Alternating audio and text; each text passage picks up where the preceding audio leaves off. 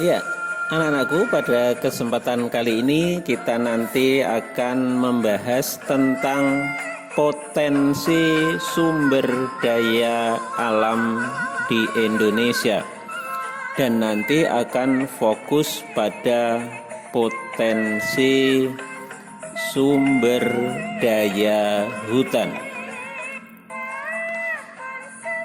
Anak-anakku, setelah kalian mempelajari atau mendiskusikan materi ini, diharapkan kalian dapat mengidentifikasi pengertian sumber daya alam. Yang kedua, dapat mengidentifikasi macam-macam sumber daya alam. Yang ketiga, dapat mengidentifikasi pengertian sumber daya hutan. Yang keempat, dapat mengidentifikasi macam-macam sumber daya hutan.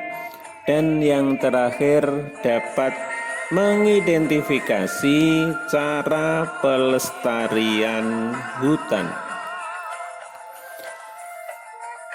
Sumber daya alam yang ada di sekitar kita atau di negara kita itu adalah semua benda atau sesuatu yang ada di alam, yang ada di lingkungan kehidupan kita, dan dimanfaatkan untuk kepentingan dan kebutuhan hidup manusia agar kehidupannya lebih sejahtera. Itu yang harus kita pahami, yang dinamakan dengan sumber daya alam. Sumber daya alam yang ada di negara kita jenis bentuknya bermacam-macam. Tetapi nanti sumber daya alam yang beraneka macam itu bisa kita kelompokkan, digolongkan menjadi beberapa kelompok. Di antaranya adalah berdasarkan jenis. Sumber daya alam dikelompokkan menjadi dua, yaitu sumber daya alam hayati atau biotik, dan sumber daya alam non-hayati atau abiotik. Sumber daya alam biotik itu adalah sumber daya alam yang berasal atau berbentuk makhluk hidup. Contohnya misalnya ada hewan ternak, ada tumbuhan, rotan, kayu, ikan, hasil laut, dan sebagainya. Sedangkan sumber daya alam non-hayati atau abiotik, ini sumber daya alam yang berasal dari makhluk tidak hidup. Contohnya ada bahan tambang, ada air, ada tanah, batu, pasir, dan sebagainya. Sehingga kalian sudah bisa membedakan antara biotik dan abiotik. Sedangkan berdasarkan sifat pembaharuannya, sumber daya alam dikelompokkan menjadi dua, yaitu sumber daya alam yang dapat diperbaharui, renewable resources, dan sumber daya alam yang tidak dapat diperbaharui atau non-renewable resources. Sumber daya alam yang dapat diperbaharui maksudnya adalah bahwa apabila sumber daya alam itu sudah dimanfaatkan untuk memenuhi kebutuhan hidup kita, maka manusia bisa mengusahakan sumber daya alam yang baru.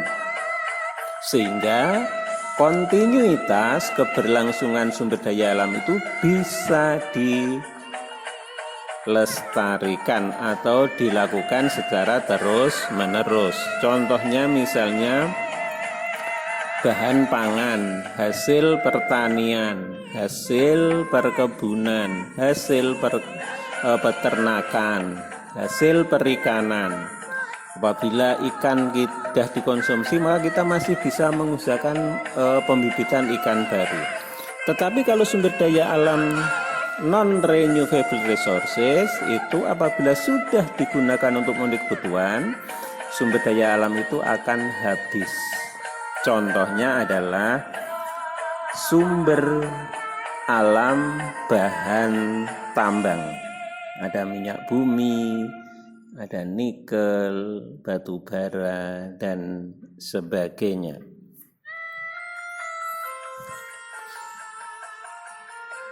Dari tadi maka kita bisa mengelompokkan sebenarnya potensi sumber daya alam Indonesia ini cukup beraneka macam. Mulai dari barang tambang, hasil hutan, dari perikanan atau perairan, mungkin juga dari hasil laut dan sebagainya.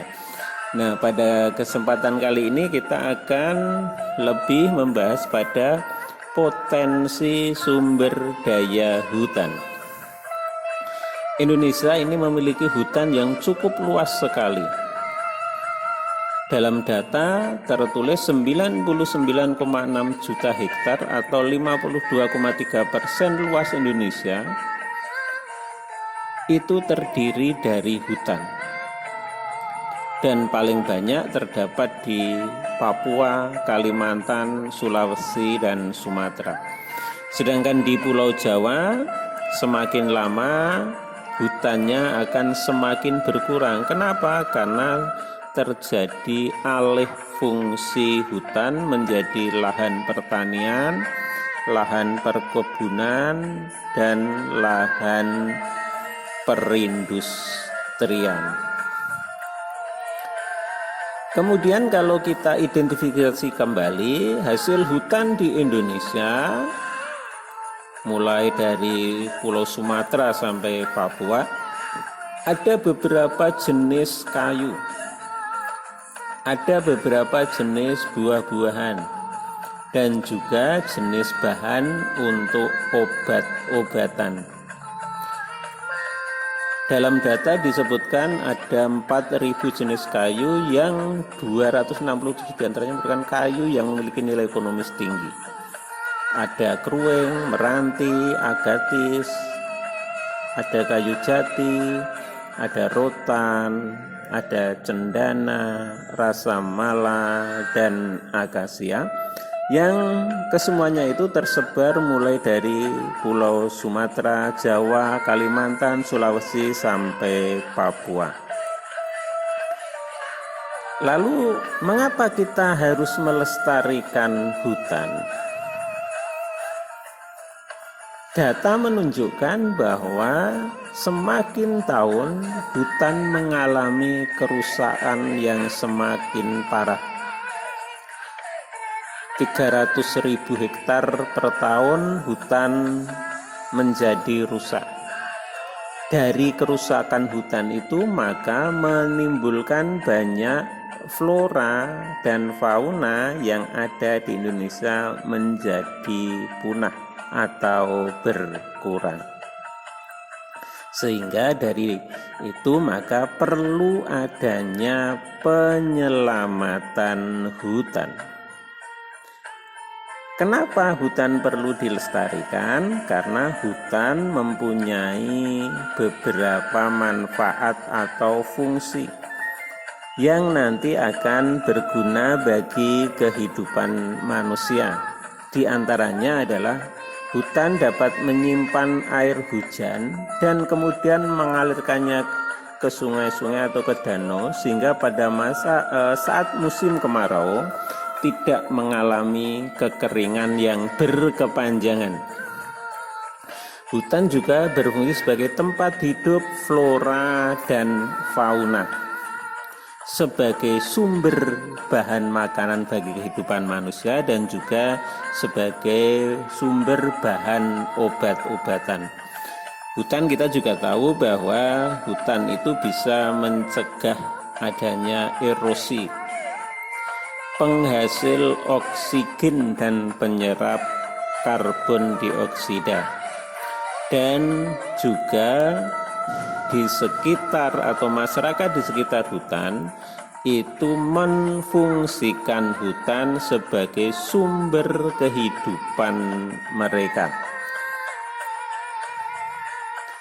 Nah, anak-anakku, dari materi yang sudah kita diskusikan, apa yang berkaitan dengan sumber daya alam, macam-macam sumber daya alam, kemudian kita membahas fokus tentang sumber daya hutan, maka perlu kita ambil kesimpulan bahwa hutan itu mempunyai manfaat yang sangat besar bagi kelangsungan hidup manusia.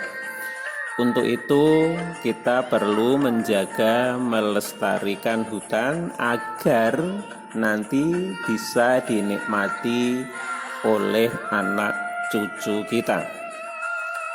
Dan sekali lagi silahkan untuk diperluas, diperdalam dengan membaca materi lain yang relevan.